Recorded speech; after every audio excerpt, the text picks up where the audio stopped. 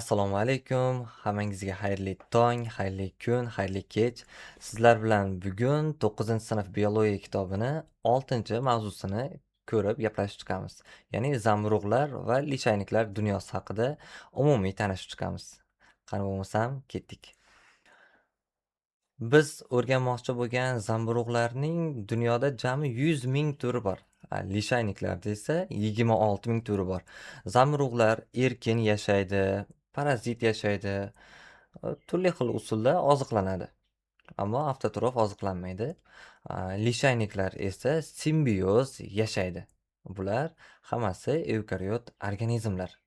Faqat simbioz yashaganida hamkorlik degani, bilasizlar, 5-sinfda o'tib bergandik. Simbioz bakteriyalar bor edi.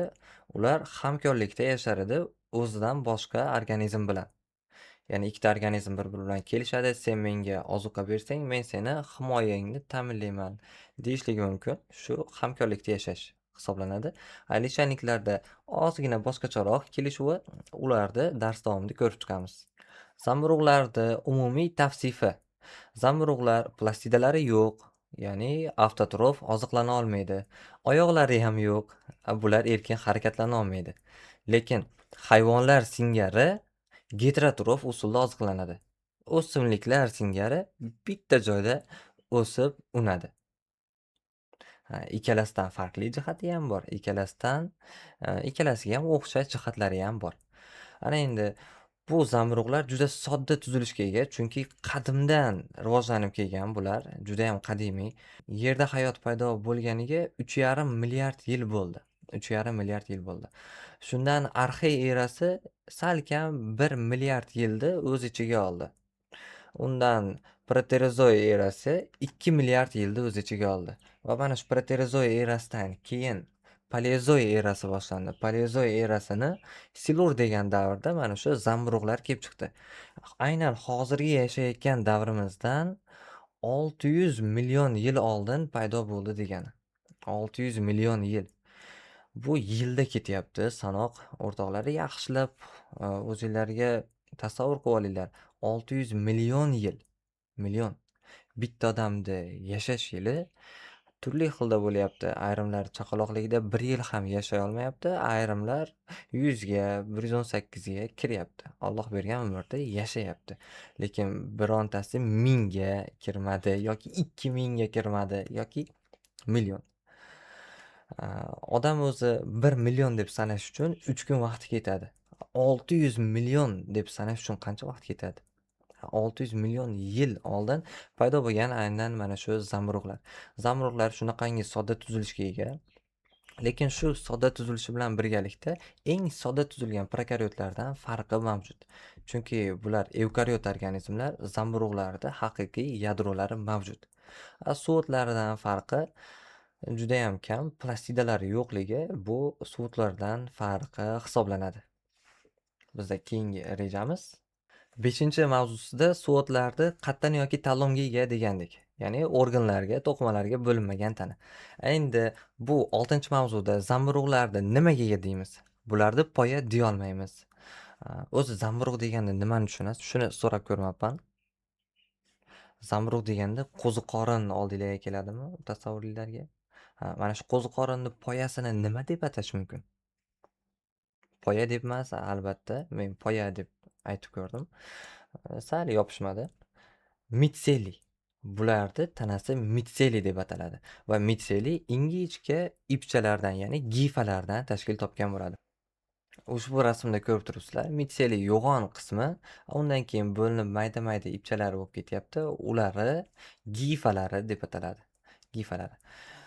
Shimish yuzasi bular butun boshli tanasi orqali ozuqa moddalarini o'ziga o'zlashtiradi. Ya'ni ildizini o'zi emas. Bularda ildiz yo'q. Mana shu mitseliyni o'zi butun tanasi orqali shimib oladi ozuqa moddani. Ana endi zamburug'lar 2 guruhga bo'linadi. Birinchisi tuban, ikkinchisi yuksak. Xuddi 5-mavzuda o'simliklarni bo'lganimiz kabi. Tuban zamburug'lar, ularda mitseliysi ushbu rasmdagiga o'xshab bo'g'imlarga bo'linmagan bo'ladi. Bitta butun bo'ladi. Ya'ni bitta butun bo'lsa, u bir hujayrali degani. Bitta hujayrani o'zidan tashkil topsa, u tuban, zamburug' deb ataladi.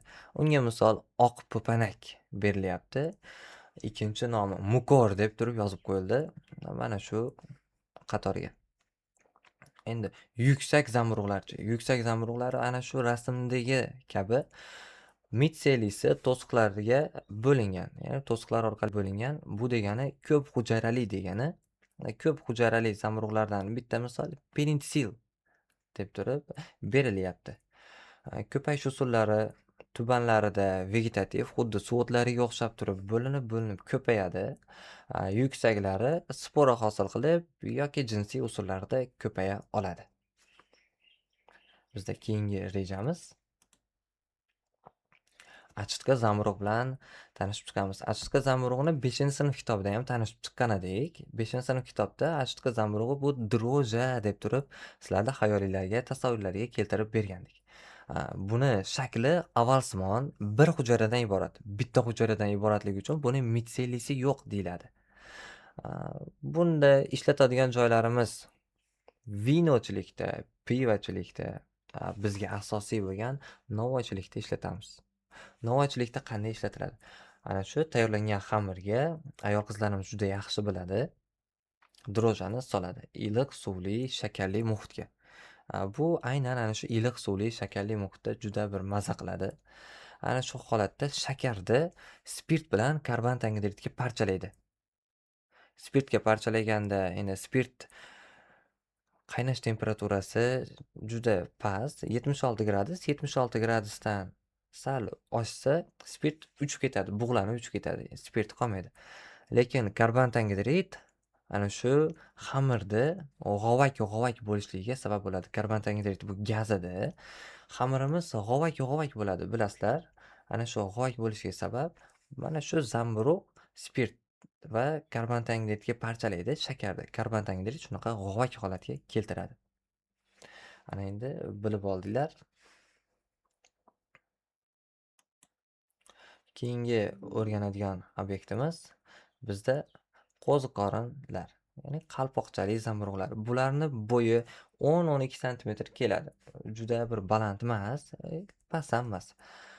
Rivojlanishi ko'p yillik mitselisi tuproq ostida rivojlanadi doim. Yozda zaxira oziq modda to'playdi. Kuzda esa meva tanasi shakllanadi. Ya'ni meva tana deganda mana shu nazarda tutiladi. Meva tanasi shu. Bahorda yana bir o'sib chiqib, sporalarni atrofga sochadi. Chunki ko'proq joyda egallagisi keladi. Sporalarni atrof muhitga sochdi. Bizga yana nimasi kerak qo'ziqorin zamburug'lardan? Qo'ziqorin deganda hamma multfilmlarda qo'ziqorinni terib, olib kirib, yeyishini tasavvur qiladi. Hamma zamburug'ni, ya'ni hamma qo'ziqorinlarni yesa bo'ladimi? Yo'q. Hammasini ham yesa bo'lmaydi. Bularning sporalari zaharli bo'lganlari bor. Butun boshli tanasi zaharli bo'lganlari bor. Bizga iste'molga yaroqlilari 5-sinf kitobimizda ikkita berilganda, oq qo'ziqorin bilan ana qo'zidumba, shampinyonlar berilgan edi. Endi bu kitobimizda ham bizga ikkita iste'mol uchun yaroqli bo'lgan qo'ziqorin nomi keltirilyapti. Birinchisi oq zamburug', yana oq qo'ziqorin. Ikkinchisi oq qayin zamburug'i.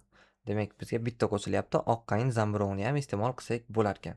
Iste'mol qilishning shartlari 5-sinf kitobimizda 7-mavzusida berilgan. Ana shu shartlarni bajargandan keyin iste'mol qilishlik mumkin bo'ladi.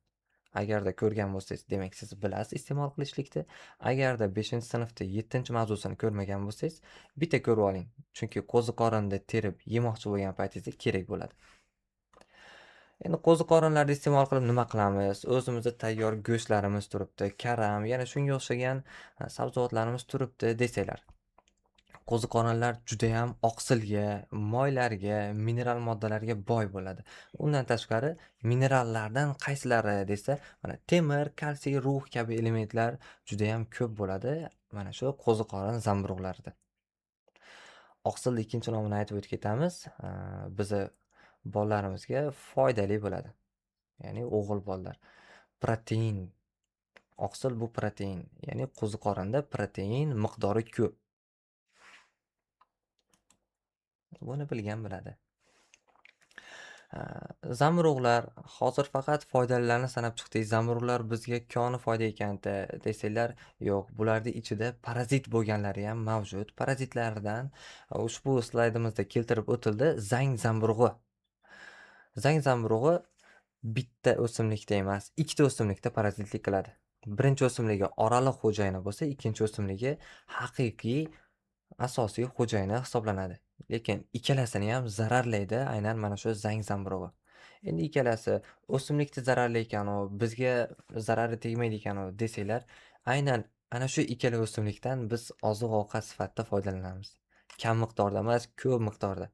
Birinchi o'simlik zirk, oshga solamiz. To'g'rimi? Zirkni zararlaydi. Ikkinchi o'simligi bug'doy. Bug'doy bu bizning nonimiz. Aynan zang zamburug'i parazitlik qilgan o'simliklar zirk o'zini mevasini hosil qilmaydi, bug'doy ham mevasini hosil qilmay qo'yadi. Ya'ni puch holatga kelib qoladi. U degani non yo'q degani. Bunga qarshi kurash aynan zang zamburug'i chidamli bo'lgan o'simliklar olinadi. Ya'ni seleksiyada yaratiladi, navlari yaratiladi. Boshqacha usulda kurashlik hali topilmadi-yu. Keyingi zamburug' parazitlardan vertitsil, ya'ni oqpalak deb ataluvchi zamburug' vilt kasalligini keltirib chiqaradi. Vertitsil zamburug'i o'simlikda o'tkazuvchi to'qimasida parazitlik qiladi. Ushbu slaydda mana berilyapti. Shu o'tkazuvchi qismda parazitlik qiladi.